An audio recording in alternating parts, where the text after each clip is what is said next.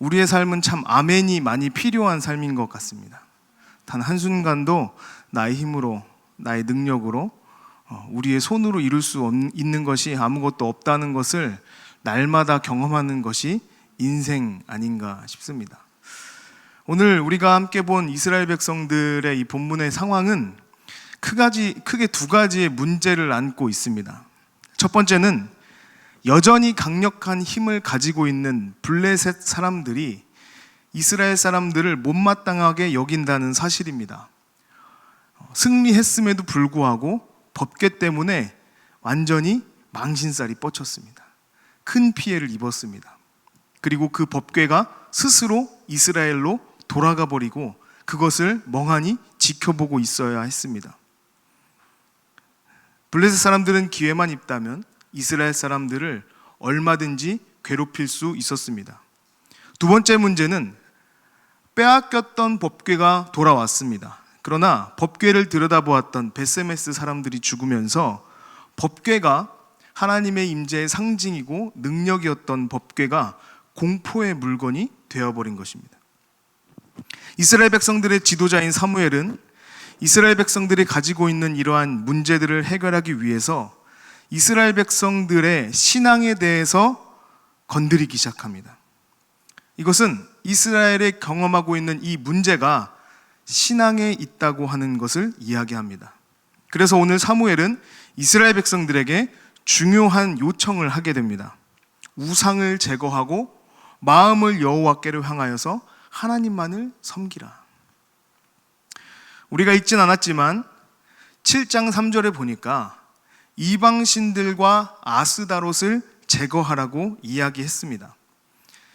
이스라엘 백성들은 가나안 땅 정착 초기에 이미 우상 숭배를 시작했습니다.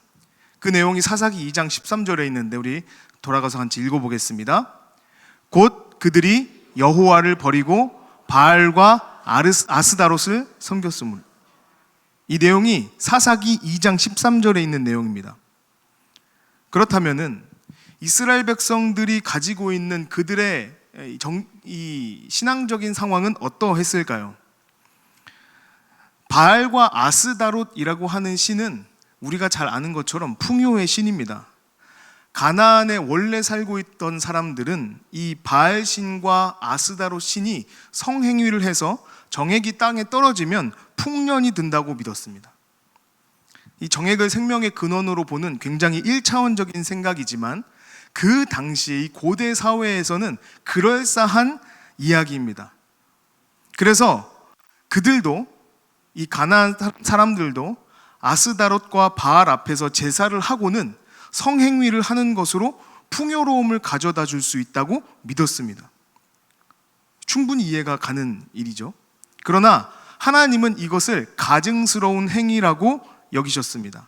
생명 없는 그 우상들 앞에서 하는 행동들 때문에 하나님은 진노하셨습니다.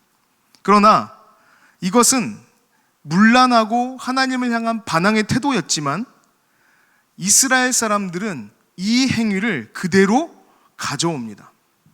근데 이유가 있어요. 그냥 그거 가져온 것이 아니라 그들은 본 일이 없습니다. 하나님이 주시는 만나를 가지고 평생 광야를 떠돌아다니다가 이제 가나안 땅이라는 곳에 정착하게 된 사람들이었습니다.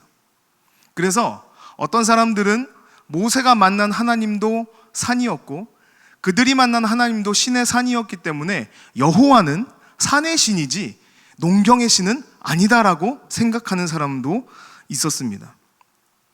그래서 농사를 주관하는 가나안 사람들이 믿던 이 바알과 아스다롯을 따르는 것이 옳다고 여기는 겁니다.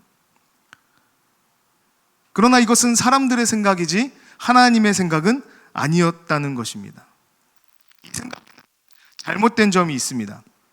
이스라엘 백성들을 생존하게 하신 하나님은 생존을 책임지실 뿐만 아니라 풍요롭게도 하실 수 있는 분이라는 사실입니다.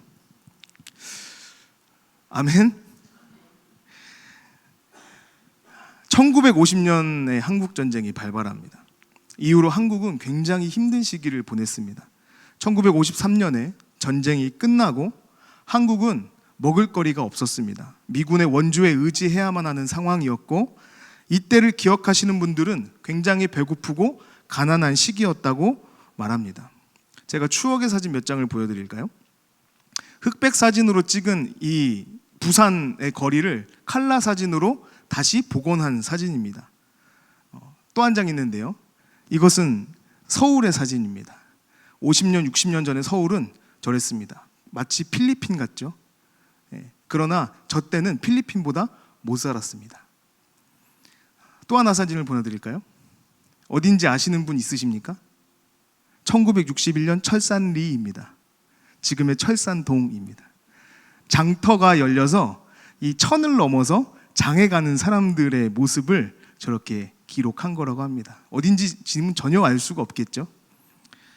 저렇게 당시에 가난했던 한국의 국민들은 가난이 얼마나 무서운 것인지 알았습니다. 그래서 지금도 가난을 두려워합니다. 가난을 되물림하지 않기 위해서, 내가 겪은 배고픔을 자녀들은 모르게 하기 위해서 죽음도 불사하며 일에 매달렸던 세대가 저 세대입니다. 그 결과로 한국은 한강의 기적이라는 이름이 붙은 경제 성장을 이루어냈습니다. 이 갈급함은 믿음에서도 동일하게 나타났습니다. 내가 할 수 없는 일을 하나님께 맡기며 광야 같던 그 시기를 돌파한 이 시대의 부모님들은 그 어느 때보다도 강하게 역사하시는 하나님의 임재하심을 경험한 세대이기도 합니다. 아마 여기에 한국전쟁과 그 경제 성장을 몸으로 다 경험하신 분들이 계실 거라고 저는 생각합니다. 며칠 전에 1973년 이 빌리 그레이엄 전도대회 50주년 기념대회가 상암 월드컵 경기장에서 있었습니다. 저는 가지는 않았지만 수많은 사람들이 모인 장면을 영상을 통해서 보았습니다. 아직도 1973년의 그 뜨거웠던 전도대회의 경험을 기억하고 그리워하시는 분들이 많다는 것을 느꼈습니다. 그런데 한편으로는 그 뜨거웠던 신앙의 경험이 오늘날에는 잘 보이지 않는 것 같다며 쓸쓸해 하시는 것도 보았습니다. 우리는 분명히 하나님의 그 크신 은혜를 경험했고 어려운 시기를 극복해내기도 했습니다. 그런데 오늘날의 교회는 그 힘들었던 시기보다, 광야를 지나는 것 같은 그 어려운 때보다 뜨겁지 않습니다. 오늘날의 교회는 신뢰를 잃어버렸습니다. 교회를 떠나는 사람들도 많아졌고 한 교회에 정착하지 못하고 떠돌아다니는 사람들도 많아졌습니다. 더 이상 지역교회에 출석하지 않으면서도 온라인으로만 예배를 드리는 소위 플로팅 크리스찬이라는 새로운 부류의 사람들도 생겨났습니다. 교회가 교회답지 못하다는 거예요. 한국교회는 힘들 때 하나님만 붙들었던 믿음을 떠나서 이제 자신의 생존을 더 풍요롭게 해줄 무언가를 찾아다니고 있습니다. 생존은 확보가 되었으니 이 생존을 더 풍요롭게 해줄 아스다롯을 찾아다니기 시작합니다.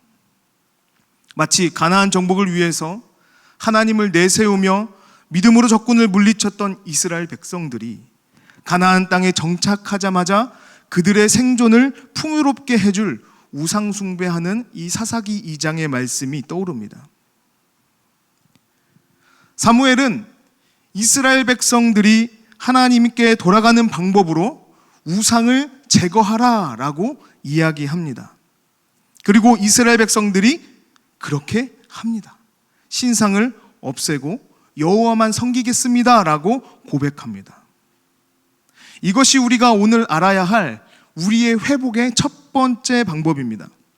우리는 우리의 우상을 제거해야 합니다. 눈에 안 보이는 정도가 아니라 완전히 제거해야 합니다. 오늘날 우리를 풍요롭게 해줄 만한 우상들이 너무나 많이 있습니다. 오늘 이 밤에 우리가 제거해야 할 수 있는 힘을 달라고 기도해야 합니다. 회복하면 기도하겠습니다가 아니라, 회복하면 제거하겠습니다가 아니라, 주님, 제가 우상을 제거할 테니 우리를 회복시켜 주시옵소서 라고 기도합시다. 그러면 하나님께서 반드시 들어주실 줄 믿습니다. 반드시 회복시켜 주실 줄 믿습니다. 첫 번째 회복의 방법은 우상을 제거하는 것입니다.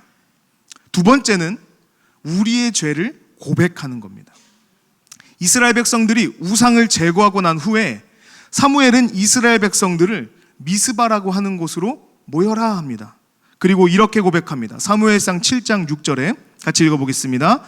그들이 미스바에 모여 물을 길어 여호와 앞에 붓고, 제가 읽겠습니다. 그날 종일 금식하고 거기에서 이르되 우리가 여호와께 범죄하였나이다 하니라. 사무엘이 미스바에서 이스라엘 자손을 다스리니라. 여기 보니까 그들이 함께 모여 물을 길어 여호와 앞에 붓고 종일 금식합니다. 그리고 내가 여호와께 범죄하였나이다 하고 고백합니다.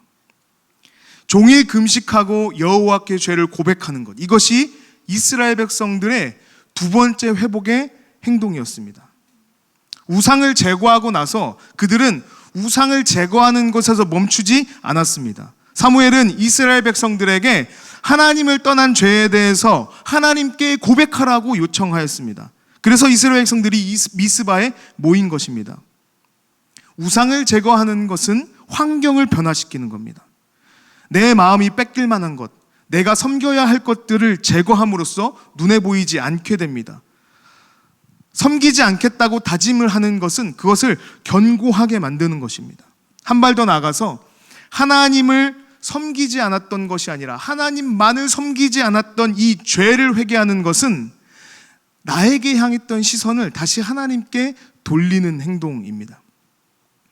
그런 결심입니다. 이 두 가지는 사실 순서에 상관없이 하나의 행동을 이야기합니다. 우리가 하나님을 사랑한다고 하면서 우리의 삶이 변하지 않는 것은 거짓입니다.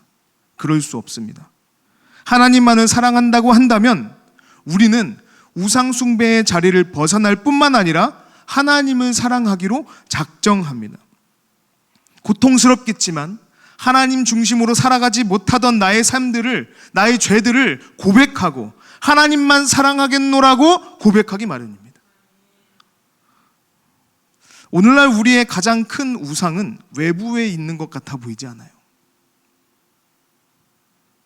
오늘날 우리의 가장 큰 우상은 나 자신이 아닐까 저는 생각합니다.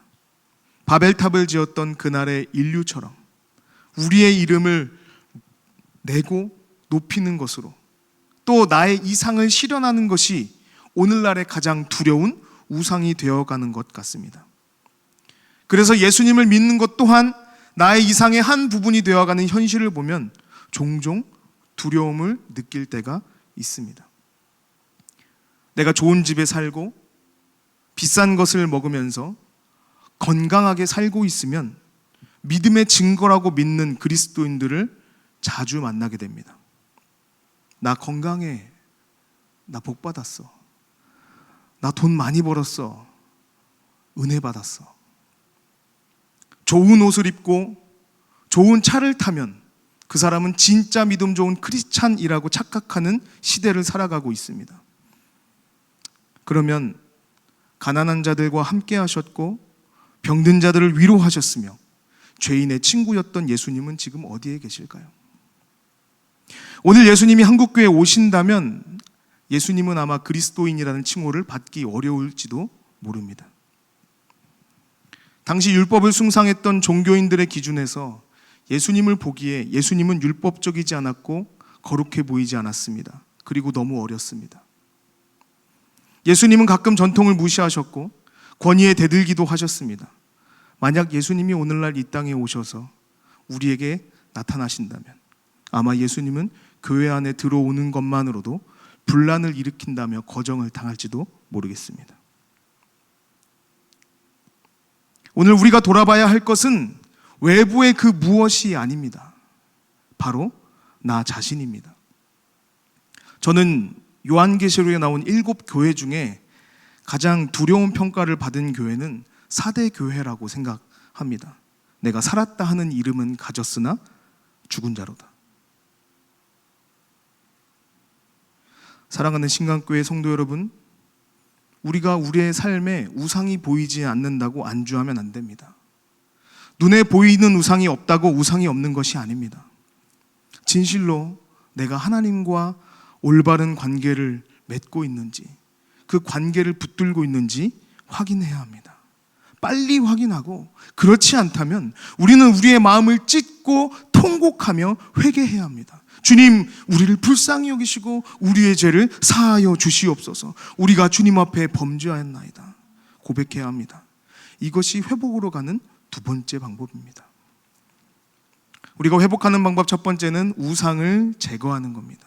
두 번째는 우리의 죄를 고백하는 겁니다. 세 번째는 쉬지 말고 기도하는 겁니다. 같이 사무엘상 7장 7절 8절 같이 읽어보겠습니다. 이스라엘 자손이 듣고 그들의 방백들이 이스라엘을 치러 올라온지라. 이스라엘 자손들이 듣고 블레셋 사람들을 두려워하여 이스라엘 자손이 사무엘에게 이르되 당신은 우리를 위하여 우리 하나님 여호와께 쉬지 말고 부르짖어 우리를 사람의 손에서 구원하시게 하소서. 미스바에 이스라엘 사람들이 몰렸다는 소식을 블레셋 사람들이 들었습니다.